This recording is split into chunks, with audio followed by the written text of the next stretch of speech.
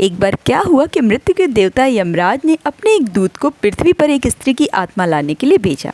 दूत जब आया तो वो बहुत ही असमंजस में पड़ गया। उसने देखा कि स्त्री के पास उसकी 3 छोटी छोटी बच्चियां हैं। एक बच्ची स्त्री के सीने से चिपकी हुई है, दूसरी बच्ची रोते रोते सो गई और तीसरी बच्ची वहां पे दहाड़े मार मार कर चीख चीख कर रो रही थी। दूत से इतना हृदय विदारक दृश्य नहीं देखा गया और वो स्त्री की आत्मा लिए बिना ही यमराज के पास वापस चला गया। यमराज से वो वापस क्षमा मांगते हुए बोला कि महाराज, मैं नहीं ला पाया स्त्री की आत्मा को। वैसे मेरी जगह आप भी होते तो ये काम आप भी नहीं कर पाते। उन तीनों बच्चियों की हालत मेरे से नहीं देखी गई।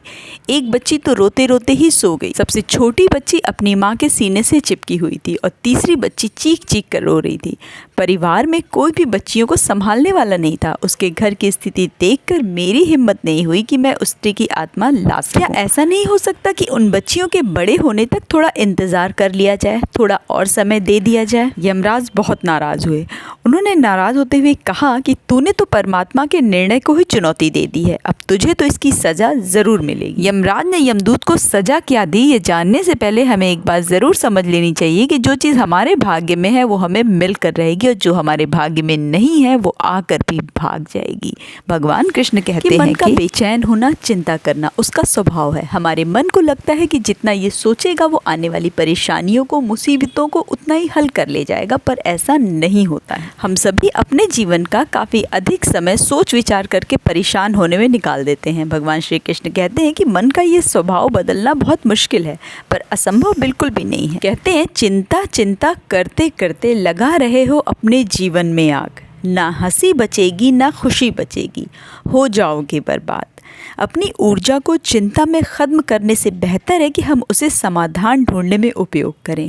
और अगर समाधान नहीं भी मिल रहा है तो थोड़ा सा धैर्य रखिए, धीरज रखिए, क्योंकि समय में बहुत ताकत होती है। वो धीरे धीरे बड़ी से बड़ी समस्याओं का हल ढूंढ निकालता है या उसकी ताकत को ही, समस्या की ताकत को ही कमज़ोर कर देता है। चिंता करना कोई बुरी बात नहीं है, पर चिंता उतनी ही करिए जितने में काम हो जाए, इतनी नहीं कि आपकी ज़िंदगी ही तमाम हो जाए। सुबह से शाम तक आदमी उतना नहीं थकता जितना कि क्रोध या चिंता करने से वो 1 घंटे में ही या कहिए आधे घंटे में ही थक जाता है। वक्त के साथ आपके पास नई तरह की चिंताएं होंगी। आपको पता है कि चिंता करने से क्या ही होगा, पर चिंता करना आप नहीं छोड़ सकते क्योंकि वो आपकी फितरत है और इंसान अपनी फितरत आसानी से नहीं छोड़ पाता है। लेकिन हाँ, अगर आप इसके लिए प्रयास करना शुरू कर देंगे तो निश्चित ही आप इस जटिल बीमारी से, हाँ ये बीमारी ही कह लीजिए, इससे जरूर छुटकारा मिल जाएगा आपको। तो कहानी में बढ़ते हैं आगे, जो आपकी बेवजह चिंता करने की आदत को आज पूरी तरह से जड़ से उखाड़ फेंकेगी। यमराज ने अपने दूत से नाराज होते हुए बोला कि तूने अक्षम्य अपराध किया है, अब मैं क्या करूंगा कि तुझे पृथ्वी लोक पर फेंक दूंगा और तू वहां पर तब तक पड़ा रहेगा जब तक कि अपनी मूर्खता पर 3 बार हंस नहीं लेता है। यमराज ने यमदूत को पृथ्वी पर बड़ी ही दर्दनीय अवस्था में पटक दिया। कड़ाके की ठंड में यमदूत एक वृक्ष के नीचे बिना कपड़ों के ही थर-थर कांप रहा था। तभी वहां से एक मोची गुजर रहा था जो कि बाजार जा रहा था अपने बच्चे के जन्मदिन पर उसके लिए खिलौने और कपड़े लेने। पर जब मोची की नजर यमदूत पर पड़ी तो वो तुरंत उसके पास जाकर बोला, अरे भाई, इतनी ठंड में यहाँ क्यों पड़े हुए हो, वो भी बिना कपड़ों के? ऐसे तो ठंड लगकर तुम्हारी मृत्यु हो जाएगी। यमदूत मोची को अपनी असली सच्चाई न बताकर कहा कि मैं बहुत ही गरीब हूँ, ना ही मेरे पास कपड़े हैं, ना ही घर है, ना ही खाने को कुछ है। मोची को यमदूत पर दया आ गई। मोची के पास ज़्यादा पैसे तो थे नहीं, पर जो पैसे उसने अपने बच्चे के जन्मदिन के लिए रखे हुए थे उसी पैसे से उसने यमदूत के लिए कपड़े और खाने पीने की चीज़ें खरीद कर दे दी। जब मोची जाने लगा तो यमदूत ने कहा कि मैं कहाँ रहूँगा, मेरा तो यहाँ पर कोई घर नहीं है, कोई ठिकाना नहीं है। मोची को यमदूत पर फिर दया आ गई और वो उसे अपने साथ घर ले गया, पर उसने यमदूत से कहा कि मेरी पत्नी को कुछ भी मत बताना कि मैंने तुम्हें कपड़े दिलाए या कि मैंने तुम्हें कपड़े दिलाए, खाने पीने की चीज़ें दिलाई, नहीं तो वो तुम्हारे साथ साथ मुझे भी घर के बाहर। मोची जैसे ही घर पहुंचा, मोची की पत्नी यमदूत को देखकर आग बबूला हो गई। उसने कहा, एक तो अपना ही गुजारा नहीं हो रहा, ऊपर से तुम एक मुसीबत और अपने सर पर लेकर चले आए, और हाँ, बच्चों के कपड़े और खिलौने कहाँ हैं? मोची से झूठ ना बोला गया, उसने सारी बात सच सच बता दी। तब उसने डंडा उठाया और गुस्से में आकर मोची के साथ साथ यमदूत की भी पिटाई कर दी। मोची की पत्नी से पिटाई खाने के बाद यमदूत हंसने लगा। यमदूत ये पहली बार हंसा था। मोची ने यमदूत से पूछा कि तुम हंस क्यों रहे हो? यमदूत ने कहा कि समय आने पर मैं तुम्हें जरूर बताऊंगा। यमदूत उस औरत से पिटाई खाने के बाद खूब जोर जोर से हंसने लगा और सोच रहा था कि कैसा यमदूत हूँ, कैसी स्थिति है मेरी कि यमदूत होने के बावजूद एक साधारण सी औरत से मैं पिट रहा हूँ और ये सब मेरी मूर्खता के कारण हो रहा है। मोची ने यमदूत को जूते बनाने का काम सिखा दिया। अब भाई वो तो यमदूत थे, उन्होंने इस काम को बहुत ही जल्दी सीख लिया और ऐसे जूते बनाने लगे कि पूछो मत। उनके द्वारा बनाए गए जूतों की चर्चा गांव-गांव शहर-शहर फैल गई। सब कोई मोची के यहाँ के जूते खरीद कर ले जाने लगा और देखते ही देखते कुछ ही दिनों में मोची जो है वो शहर का सेठ बन गया। तभी एक दिन मोची के यहाँ राजा का एक आदमी भागते भागते आया और उसे चमड़े का एक टुकड़ा देते हुए बोला कि इससे जो है राजा जी के लिए जूते बनाने हैं। याद रखना, जूते बनने चाहिए, कोई गड़बड़ी नहीं होनी चाहिए और भूल कर भी चप्पल मत बना देना। यमदूत को बड़ा ही आश्चर्य हुआ। उसने मोची से पूछा कि भाई आदमी ऐसा क्यों कह रहा था कि चप्पल ना बना देना, कहीं गलती से चप्पल ना बना देना। मोची ने कहा, असल में यहाँ जब किसी की मृत्यु हो जाती है तब उसे चप्पल ही पहनाने की प्रथा है, तो ध्यान से और बहुत मन लगाकर बहुत ही सुंदर जूते राजा के लिए हमें बनाना पड़ेगा ताकि राजा प्रसन्न होकर हमें खूब उपहार दे। पर वो तो थे यमदूत, उन्होंने उस चमड़े के टुकड़े से बना दिए चप्पल। जैसे ही मोची ने देखा वो आग बबूला हो गया।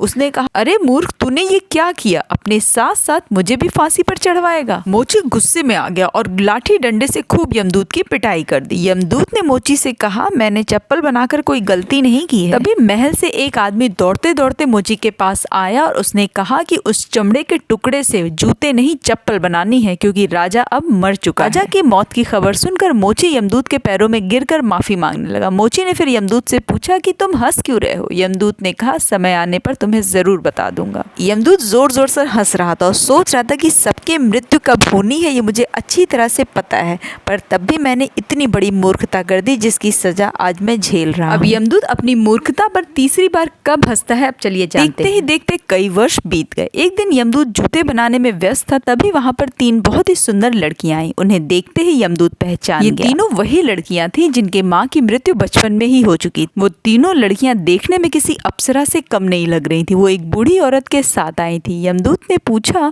कि ये बूढ़ी औरत तुम्हारे साथ कौन है? तब बूढ़ी औरत ने कहा कि मैं इनकी पड़ोसन हूँ। बचपन में ही इनके माँ की मृत्यु हो गई थी। मुझे ईश्वर ने सब कुछ तो दिया था पर मैं निसंतान थी। इनकी माँ की मृत्यु के बाद मैंने इन तीनों बच्चियों को गोद ले लिया। तीनों बच्चियों को अच्छे से पढ़ाया लिखाया। इनकी अब जो है मैं महल के राजकुमारों से शादी करने जा रही हूँ। ये जूते जो तुम बनाओगे इन लड़कियों के लिए, ये अपने विवाह में पहने। अब ये महलों की रानी बनकर रहेंगी। इतना सुनते ही यमदूत अपनी मूर्खता पर जोर जोर से हंसने लगा। यमदूत ने सारी बात आकर मोची को बताई और कहा कि मुझे समझ में आ गया है कि नियति सबसे बड़ी है। हम सब उतना ही देख पाते हैं जितना हम देख सकते हैं। जो हम नहीं देख सकते वो बहुत ही अद्भुत है, विशाल है। और परमात्मा को तो इन बच्चियों के जीवन की माला में बहुत ही सुंदर मोती पिरोने थे, तभी उन्होंने इन्हें गरीबी में नहीं धकेला। यमदूत ने इन तीनों बच्चियों के लिए बहुत ही सुंदर जूते बनाए। जो हम देख सकते हैं उससे इस बात का अंदाजा हम कतई नहीं लगा सकते कि क्या घटित होने वाला है। मैं अपनी मूर्खता पर 3 बार हंस चुका हूँ और अब मैं चलता हूँ। और ज्यादा चिंता करने वाले ये जान ले कि चिंता ऐसी डाकिनी काटी करेजा खाए, वैद्य बेचारा क्या करे, कहाँ तक दवा खवाए। कबीरा चिंता क्या करूं, चिंता से क्या होए, मेरी चिंता हरि करे, चिंता मोहिना कोई। तो हम सभी को एक बात अपने दिमाग में बिठा लेनी चाहिए कि बीते कल का अफसोस और आने वाले कल की चिंता, ये दोनों ऐसी चीजें हैं जो हमारी आज की खूबसूरती का सत्यानाश कर कर रख देती। तो लगाइए अपनी चिंता करने की आदत को और गुनगुनाइए मस्ती का, खुशियों का राग।